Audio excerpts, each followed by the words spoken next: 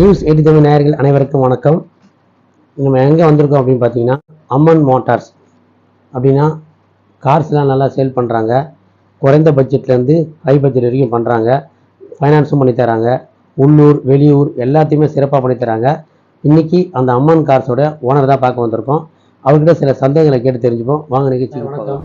வணக்கம் ஐயா, சொல்லுங்கள். அம்மன் கார்ஸை பற்றி அம்பத்தூரில் எல்லாருமே சொல்கிறாங்க, நல்லா சிறப்பாக பட்ஜெட்லாம் பண்ணி தரீங்க, ஃபைனான்ஸ்லாம் போட்டு தரீங்கன்ட்டு.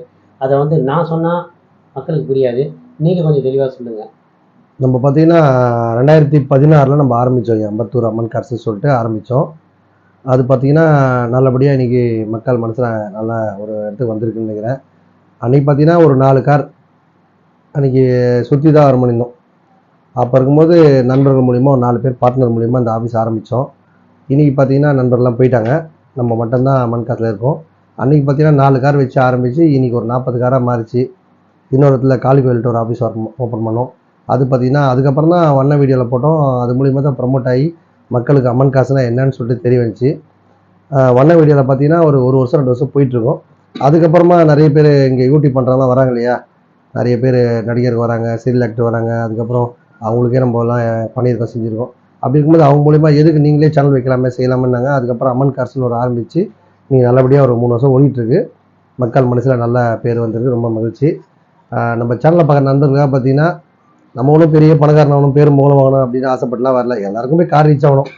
இன்றைக்கி பைக் வச்சுருக்க எல்லா வீட்லேயும் கார் இருக்கணும், காரே ஓட்டாத அலையக்கூடாது அப்படின்ற அந்த இதை ஒடிக்கணுன்றதுக்காக எல்லாருக்கும் கார் கம்மியாக கொடுக்கறதுக்காக இந்த பிஸ்னஸ் ஆரம்பித்தோம். இன்றைக்கி மக்கள் மனசில் நல்லா போய்ட்டுருக்கு. வீட்டிலேருந்து கிளம்பி வரும்போது இன்றைக்கி 10 ரூபா சம்பாதிக்கணும், பெரிய பணக்காரன் ஆகணும், பங்களா எல்லாம் கட்டணும் அப்படின்ற பிளான்லாம் நம்ம இந்த பிஸ்னஸ் ஆரம்பிக்கல. இன்றைக்கி என்ன போகிறோன்னு நான் பண்ண போகிறோன்னு நாளைக்கு தெரியாது, நாளைக்கு என்ன நடக்கணும்னு கடவுள் தான் தெரியும் அப்படின்ட்டு போயிட்டுருக்கு. நீங்கள் நல்லபடியாக ஆரம்பித்து இன்றைக்கி கஸ்டமர் 10 கஸ்டமர் பார்த்தீங்கன்னா எக்ஸ்சேஞ்ச் கொடுப்பாங்க. அந்த கஸ்டமர் பார்த்தீங்கன்னா வெறும் 2% கமிஷன் கொடுப்போம். அவங்களுக்கு லோன் போட்டு தருவோம், இன்சூரன்ஸ் போட்டு தருவோம், சர்வீஸ் பண்ணி தருவோம். அந்த மாதிரி பல சேவைகள் மூலிமா பண்ணிகிட்ருக்கோம். எல்லாருக்குமே எல்லோரும் கார் ஓட்டுறதுக்காக தம்பி அப்பப்போ ஆஃபர் வாரம் போட்டுனே இருப்பேன். ரெகுலராக பார்த்தீங்கன்னா செவ்வாய்க்கிழமை, வியாழக்கிழமை, ஞாயிற்றுக்கிழமை அப்படின்னா எல்லாருக்கும் நம்ம அம்பத்தூர் அம்மன் காசுனாலே இன்றைக்கி பார்த்தா ஒரு 20-30% எல்லாருக்கும் தெரியும். வேறு சொல்லுங்கய்யா. அதாவது இந்த ஆஃபர்ஸ்லாம் பண்ணி தரீங்களே, இது எப்படி உங்களுக்கு? ஏன்னா நீங்கள் கொடுக்குற ஆஃபர்ஸ்லாம் பார்த்தா உங்களுக்கு அதில் ப்ராஃபிட் எப்படி வரும்னு தெரியல. அதை பற்றி என்ன சொல்ல வரீங்க? ப்ராஃபிட் வாங்கி என்ன பண்ண போகிறோம்? எவ்வளோ நாள் வச்சுட்டு போகிறோம் ப்ராஃபிட்டு?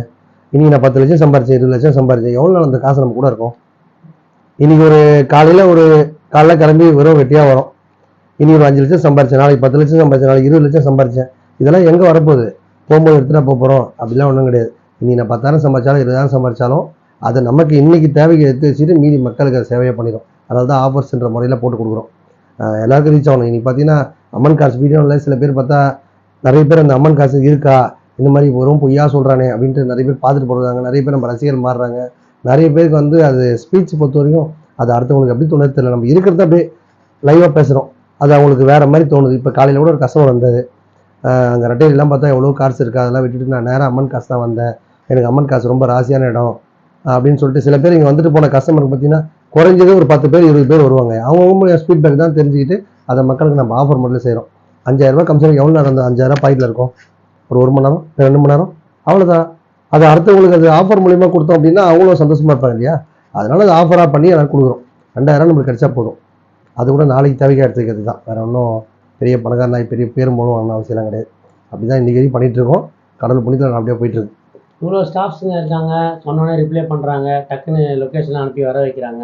இவ்வளோ பேருக்கு உங்களால் எப்படி இவ்வளோ லோவாக கொடுத்துட்டு எப்படி அவங்களாம் சமாளிக்க முடியும் உங்களால்? நம்ம ஆஃபீஸில் வேலை செய்கிற ஸ்டாஃப் பொறுத்த வரைக்கும் பார்த்தீங்கன்னா எல்லாரையும் நான் ஸ்டாஃபாக விளையாடுறதில்ல. சில பேர் பார்த்தா டார்கெட் பண்ணணும், இது நீ வண்டியை முடிச்சு தரணும் அப்படின்னு சொல்லிட்டு ரொம்ப டைட் பண்ணி வேலை வாங்குவாங்க. எல்லாரையும் பார்த்தா அவங்களும் மனுஷர்கள் தான். அவங்களும் காலையில் வேலை வெட்டியெல்லாம் விட்டுட்டு அவங்க வேலையை விட்டுட்டு வந்து பார்த்து அம்மன் காசுக்கு பண்ணும்போது அவங்களும் பார்த்தா கஸ்டமருக்கு வந்த உடனே அவங்க பாட்டு கேஷுவல் இல்லாமல் அவங்க ஃப்ரெண்டாகி அவங்களும் குடும்பத்தில் ஒரு நண்பராக பேசி அவங்களுக்கு அந்த கஸ்டமரை காட்டி அதை புரிய வச்சு எல்லாம் தெளிவாக காட்டி அவங்களும் முடிப்பாங்க. நீங்கள் ரிவ்யூ நிறைய பார்த்துருப்பீங்க. கஸ்டமர் ஃபீட்பேக் பார்த்தீங்கன்னா நல்லா நம்ம கொடுத்துருப்பாங்க. எல்லாரும் அவங்ககிட்ட பணிஞ்சு அவங்க என்னென்ன கேட்குறாங்களோ அவங்களுக்கு என்னென்ன ஃபீட்பேக் கேட்டு, சில வண்டியில் மெக்கானிக்கல் இருக்கும், சில வண்டியில் ஆர்சி புக் இருக்கும், சில வண்டி நேம் ட்ரெஸ் பண்ணுவோம், எல்லாமே அவங்க ஃபாலோ பண்ணி பக்காவாக கொடுக்குறாங்க. ஆஃபீஸில் வேலை செய்கிற ஸ்டாஃப் பொறுத்த வரைக்கும் எல்லாம் ஃப்ரெண்டாக தான் நம்ம பழகிறோம். கஸ்டமரும் வரும்போது கஸ்டமர் வருவாங்க, போகும்போது அவங்க நண்பத்தில் நம்ம குடும்பத்தில் ஒருத்தராக தான் பேசி நாங்கள் அனுப்பிச்சிடுவோம். அப்படி தான் இன்றைக்கி ரன் பண்ணிகிட்டு இருக்கோமே. அம்பத்தூர்னா ஏன்னா நிறையா கார் சின்ன சின்ன ஷோரூம் வச்சுருப்பாங்க, செகண்ட்ஸ் எல்லாம் ஒரு 10 வண்டி வச்சு பண்ணுறாங்க. இந்த 100 வண்டி இன்னைக்கு நான் ஃபுல்லாக பார்த்தேன். இந்த 100 வண்டி எப்படி நீங்கள் வச்சு மேனேஜ் பண்ணுறீங்க? ஏன்னா வெயில் வேறு பயங்கரமாக அடிக்குது. மெயின்டெனன்ஸ் எல்லாம் பண்ணவே முடியாது சார். அதெல்லாம் சும்மா விஷயம். அதாவது மெயின்டைன் பண்ணுறது தான் பெரிய விஷயம். கல்யாணம் பண்ணுறது, குடும்பம் பண்ணுறதுலாம் வழக்கம் இல்லை. ஒரு கூட்டு குடும்பம்னா அதை நம்ம 10 பேர் வச்சு மேனேஜ் பண்ணுறது தான் பெரிய விஷயம். அதுக்கு தான் சில போராட்டங்கள், வேலைக்கு ஆட்கள் தேவைன்னு போட்டிருக்கோம். அது வர நண்பர்களை பொறுத்த வரைக்கும் ஒரு சிலர் பார்ட் டைம் கேட்குறாங்க, ஒரு டைம் ஃபுல் டைம் கேட்குறாங்க. அந்த மாதிரி வேலைக்கு தேவைன்னு அவங்க போட்டிருக்கோம். ஆட்களும் வந்தாலும் நம்ம அவங்களுக்கு எல்லாத்தையும் சொல்லி கொடுத்து கஸ்டமர் இப்படி தான் பழகணும், இப்படி தான் இருக்கணும், அவங்க ஃப்ரெண்டாக தான் பழகி அந்த கஸ்டமர் காரை பற்றி எடுத்து சொல்லி அவங்களுக்கு புரியணுன்றதுக்காக தான் அவங்களுக்கு முதல்ல அவங்க இன்டர்வியூ அப்படி தான் எடுக்கிறது. அதை கஸ்டமராக பார்க்காதீங்க, ஜஸ்ட் உங்கள் வீட்டில் ஒருத்தர் கார் வாங்க வந்தால் எப்படி இருப்பாங்களோ அந்த மாதிரி பேசி பழகி அவங்களுக்கு ஃபீட்பேக் சொல்லி அதை புரிய வச்சு அந்த கஸ்டமர் காரை வெல்லுங்க அப்படின்னு சொல்லி தான் நம்ம பண்ணிட்டு இருக்கோமே. இந்த வண்டிகள்லாம் பார்த்தீங்கன்னா இந்த இடத்துல இவ்வளோ மெயின்டைன் பண்ணுறீங்க, நிறையா டேமேஜ்லாம் நிறைய ஆகும். அதெல்லாம் எப்படி சமாளிக்கிறீங்க? கண்டிப்பாக டேமேஜ் ஆகும். கஸ்டமர் இருப்பாங்க, டோரை திறப்பாங்க, கையில் எடுத்து கையில் கொடுத்துருவாங்க.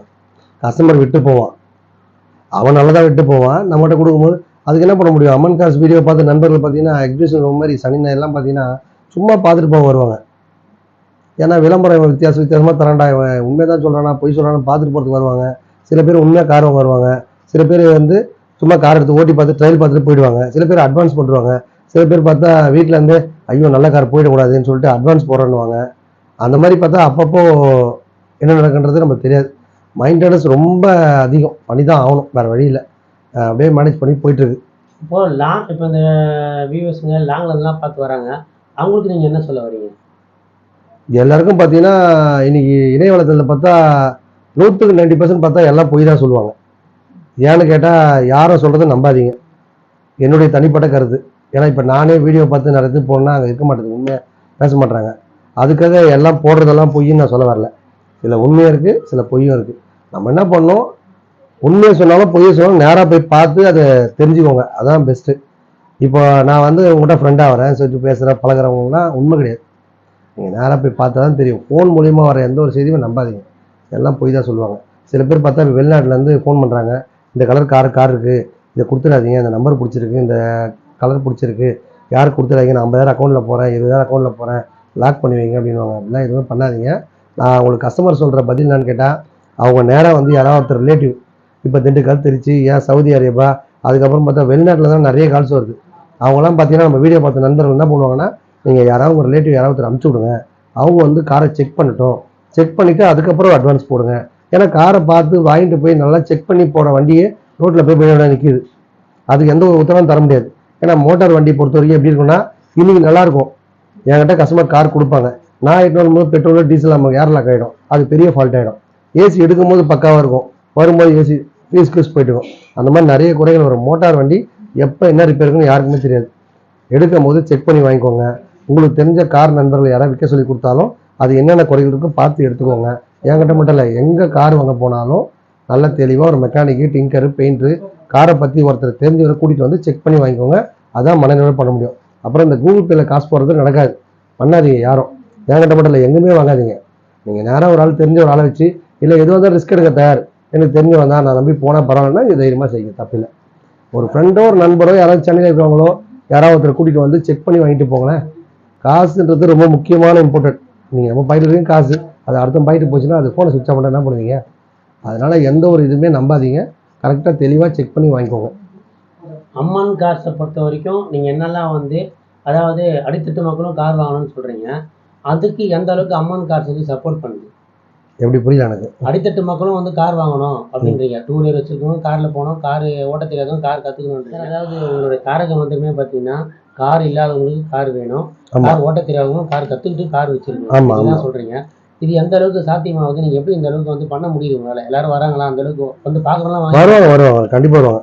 நம்ம விளம்பரம் பொறுத்த வரைக்கும் நம்ம என்ன பேசலாம், என்ன கண்டென்ட் பேசலாம் சில பேர் யோசனை பண்ணிட்டு வருவாங்க. நம்ம அந்த பிளானே கிடையாது. இன்னைக்கு வீடியோ செவ்வாய்க்கிழமை எடுக்கிறேன், வியாழக்கிழமை ஞாயிற்றுக்கிழமை ரிலீஸ் ஆகுதுன்னா என்ன பிளான் எதுவுமே கிடையாது. நாளைக்கு என்ன பேச போகிறோம் ஒன்றும் தெரியாது, அன்றைக்கி என்ன தோணுதோ பேசிட்டு போயிடுது. அந்த கேஷுவலான பார்வை தான் மக்களுக்கு வந்து ரீச் ஆகுது. சில பேர் பார்த்தா ரொம்ப டெரராக ஆள் ஒருத்தர் கஸ்டமர் சொல்கிறாரு, நீங்கள் ஆள் பார்க்குறது டெரராக இருக்கீங்க அப்படின்ட்டு. ஆனால் உள்ளுக்குள்ளே பார்த்தா சின்ன தம்பி பிரபு மாதிரிங்க, ரொம்ப நல்லா டைப்பு. உங்களுக்கு சொன்னால் தெரியாது, ஒரு வாட்டி வந்து பாருங்கள், அப்போ தான் நம்ம கேரக்டர்னு தெரியும். யாருமே ஃபேஸ் கட்டை பார்த்து யாரும் நம்பாதீங்க. ஒரு சிலர் பார்த்தா ரொம்ப மொட்டத்தனமாக இருப்பான், அவனுக்குள்ளே இருக்கும் மினி குழந்தை தூங்கிட்டு இருக்கும். ஒரு சிலர் பார்த்தா ஒன்றுமே இல்லாமல் கேஷுவலாக இருப்பான், ஆனால் விரட்டத்தனமாக இருப்பான். யாரையும் ஃபேஸ் கட்டை பார்த்தும் அவங்கள பார்த்து அதை நம்பாதீங்க. உங்களுக்கு என்ன பண்ணணுமோ என்னமோ நீங்கள் நேராக பேசினா தான் உங்களுக்கு அதை புரியும்.